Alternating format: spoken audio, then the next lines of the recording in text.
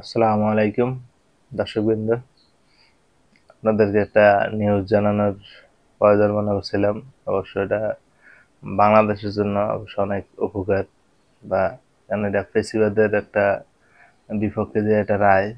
দেখেন, বরখাস্ত সেই তাবাসসুম উর্মি, যে সহকারী ম্যাজিস্ট্রেট ছিল লালমনিরহাটের একটা অফিসে আপনার।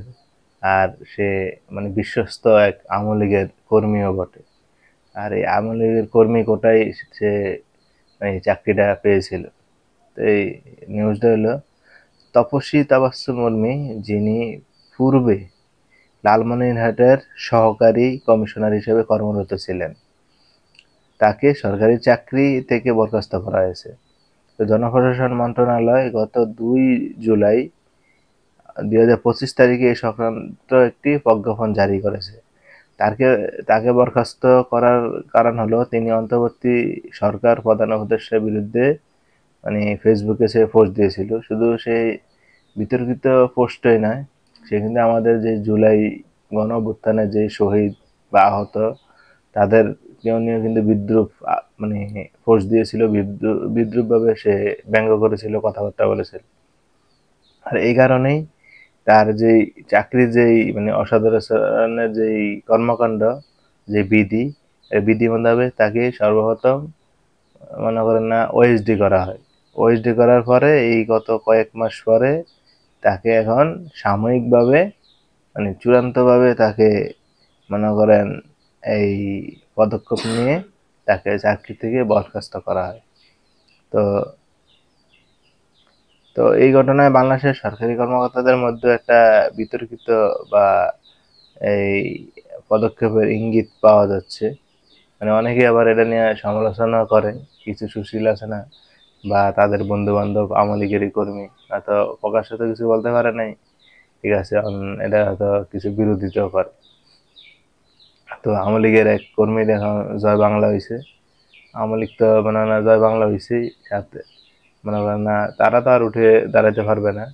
কিন্তু আমার এদিকে একটা প্রশ্ন রয়ে গেছে, বাংলাদেশের যে বর্তমান যে সরকার ডক্টর ইউনূসের, তার প্রশাসনের উপরে কতটুক নিয়ন্ত্রণ, আমার এটা সবসময় একটা প্রশ্ন জেগেই থাকে। দেখেন, গতকালকেও চট্টগ্রাম একটা ঘটনাকে কেন্দ্র করে ওসিকে প্রত্যাহার করা হয়েছে, এবং ঢাকা এখন বিভিন্ন জায়গায় জায়গায় এইরকম ভাবে চলতেই থাকে। এবং অবশ্যই এই জায়গায় কিছু আমাদের জনসাধারণ, ছাত্র জনতা আবার কিছু কিছু জায়গায় এখন ভালো একটা পদক্ষেপ নিতেছে। আওয়ামী লীগের যে সমস্ত নেতাকর্মী এতদিন মানে লুকিয়েছিল, হলিয়েছিল, তারা সামনে আসার চেষ্টা করতেছে। আর তাদেরকে মনে হয় না ধরে উত্তম দিয়ে যারা পুলিশের কাছে হস্তান্তর করতেছে। এরকম গতকালকে একটা নিউজ দেখলাম। অবশ্য দেখে ভালোই লাগলো। এটাই করা উচিত, কারণ তারা বাংলাদেশের জনগণ হয়ে বাংলাদেশের জনগণের মানে বিপক্ষে যেই মানে আচরণ করেছে, তাদের সাথে এটা করা উচিত। কারণ তারা এন্টি পার্টি, তারা দেখতেই পারত না। এখন তারা কোথায় যাবে?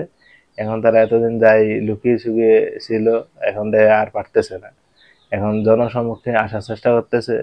এতদিন যাদেরকে তারা অত্যাচার করেছে, নিপীড়িত করেছে, তারাই এখন তাদেরকে কিছু উচ্চ মাধ্যম দিয়ে, অনেকে এটাকে মব বলবে, আসলে মব মব না, এটা তো তাকে বিনা অপরাধে করতেছে না।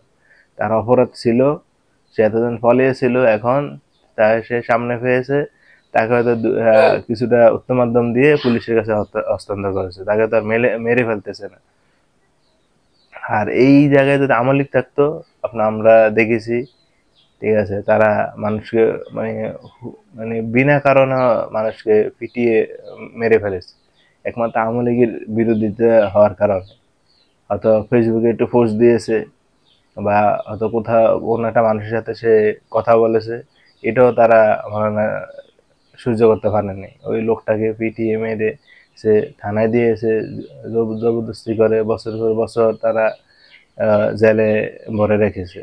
কিন্তু বর্তমান সরকার বা বর্তমান যে জনগণ, পাবলিক, তারা তো এটা করেন, তারা কিছু উচ্চ মাধ্যম দিয়ে পুলিশের কাছে হস্তান্তর করে দিতেছে।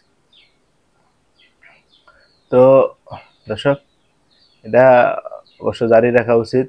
এটা জারি না রাখলে মনে হয় না যে ফেসিবাদের যে লোকগুলা আওয়ামী লীগ তারা মনে হয় না একটা তারা জাগিয়ে উঠবে।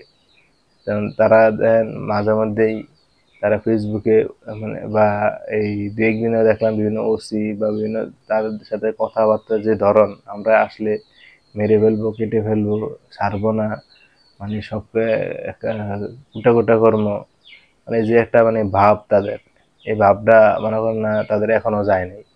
অবশ্য তারা ভারতের লোক, বাংলাদেশের লোক না, বাংলাদেশের মানুষকে তারা পছন্দ করে না, এই জন্যই তারা এই ব্যবহার করে।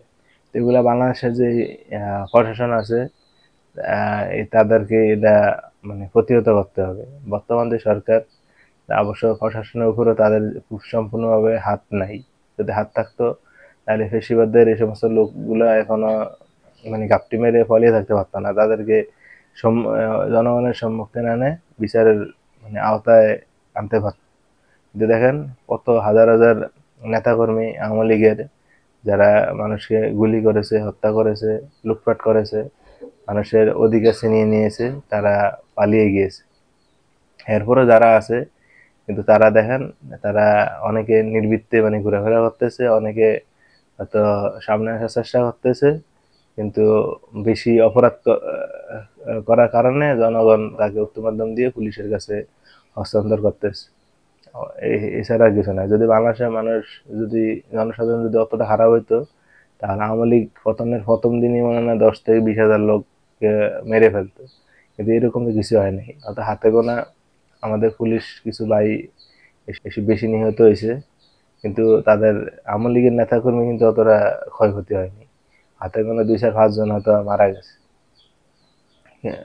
তো দর্শক, আমরা আশা করব বাংলাদেশের বর্তমান যে সরকার তাদের হাতে পুরা প্রশাসনের কন্ট্রোল থাকুক।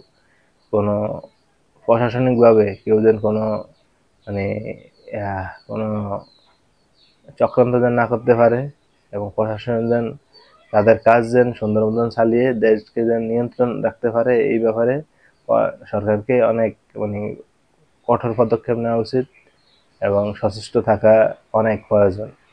আমরা চাই সরকার প্রশাসনকে আরও ঢালাওভাবে সাজিয়ে তাদেরকে পরিবর্তন এনে, তাদের পদে পরিবর্তন এনে এবং প্রশাসনের যে কাঠামো এটা পরিবর্তন করে তাদের নিয়ন্ত্রণে আনুক এবং দেশকে আরো শান্তিতে রাখুক, এটাই আমরা আশা করি সরকারের কাছ থেকে।